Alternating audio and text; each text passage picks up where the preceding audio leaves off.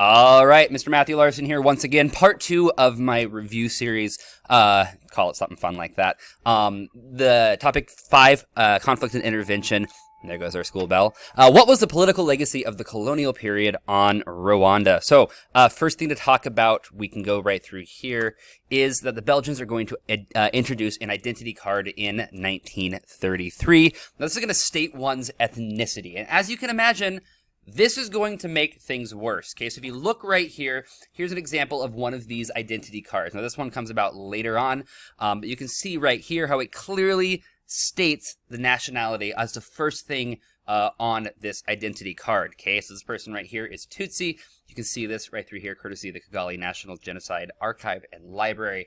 So you can see these identification cards right through here. And as I stated, this is going to lead to an increase in ethnic tension, because again, you have the Belgians who are favoring the minority Tutsi. They're the ones who have the economic factors in their favor as well. So you've got economic tension already here. You've got ethnic tension that's going to be exacerbated by the Belgians for their own political gain in schooling, different stuff like this. You've got inequality going on there. And then you have these little cards coming about that's the first thing they state is your ethnicity. Okay, not your name, not anything else like that, but your ethnicity. So you can understand kind of the significance right through there of ethnicity being the first thing on this document. Why is that going to increase tension? Okay, again, so you can see the card right through here, Hutu, Tutsi, Twa, and I believe that other one says, I don't know what that says, nationalist, can't read, okay? So that's going to increase the tension. Now we're going to get the legacy of World War II. After World War II, we get decolonization really all across the globe to differing extents by different countries. But Belgium is going to be on the path to do this. They want to give Rwanda independence by the end of the 1950s. Okay, that's kind of the goal they set right through here. However, the United Nations firmly believes that the Rwandan people are simply not ready for democracy by the end of the 1950s, and they blame Belgium for this, for not setting the people up, not preparing them for democracy. So the Belgians are being criticized heavily by the United Nations right here, basically saying Rwanda's not ready to go. If you let them go, it's going to cause crisis and conflict is going to happen. The Hutu, though, are going to be seeing this as an opportunity to gain power because, again, they're the majority. They have the majority of the population here. So if you're going to be having elections right here, you can start electing other Hutu because you have more people. If you're going to have a democratic system, they're going to see this as an opportunity. The Belgians can kind of see the writing on the wall here, realize that, hey, what we've been doing in the past, supporting the Tutsi, probably not going to work when there's a democracy here and they get to elect who they want to elect because there are more Hutu in Rwanda than there are Tutsi. So they're going to shift their support away from the Tutsi. And that is going to be significant right through here as well. We're also going to get political parties formed at this time period. So when you have a democracy, you oftentimes, I think always, I can't think of an example where there's a country with a democracy and no political parties.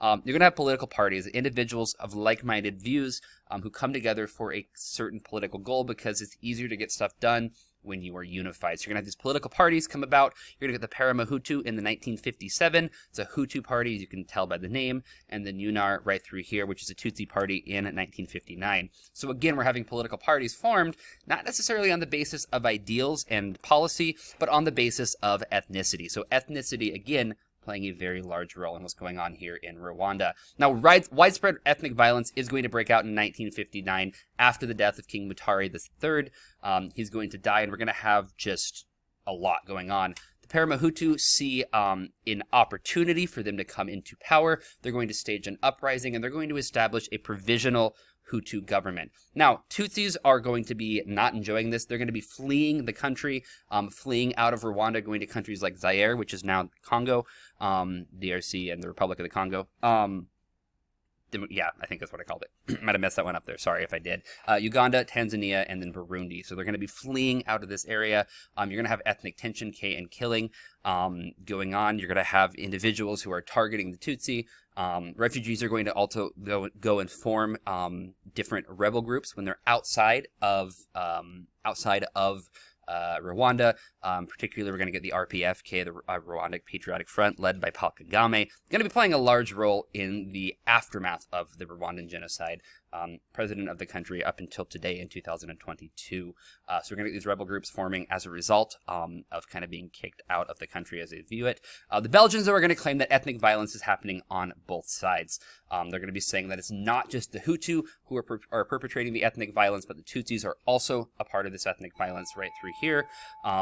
Again, kind of playing this nice little game of how do we balance the situation that we arguably made worse as Belgians. How do we balance what's going on here? How do we address this? What do we need to do to make sure that we can kind of get out in an okay situation right through here? Again, historians could debate the legitimacy of this claim. That is something you could dive into if you would like. I'm not going to go into it a lot. The important thing to understand is this is the first widespread ethnic violence in Rwanda between Hutu and Tutsi. Lastly, looking right through here, kind of this chart, the spider chart of colonial rule. You can see some of the different things going on here as a result of colonial rule. You've got the identity cards with different classifications, as I talked about. The Tutsi having political power aligned heavily with the Belgians up until the end. Local leaders are kind of going to be weakened because, again, Belgium's in charge. This is something that happens with colonialization. You're going to get Christian churches coming in, oftentimes with colonialization. You do have missionaries come in as well, particularly the Catholic Church right through here, which is something that Harvey-Armana is going to use really for his advantage. It's kind of as a way of not exploiting, but showing himself to the West as a good guy. So you get Christianity spreading, and you're going to have higher education for Tutsis and not for the Hutu. So you're going to have this split when it comes in education. Again, education is really the easiest way out of poverty. So if you have an education, you can advance. If you're not educated, it's much harder to advance. These are all things that are coming out of this colonial period in Rwanda. If you have questions, comments, please put them down below. Otherwise, see you later. Good luck.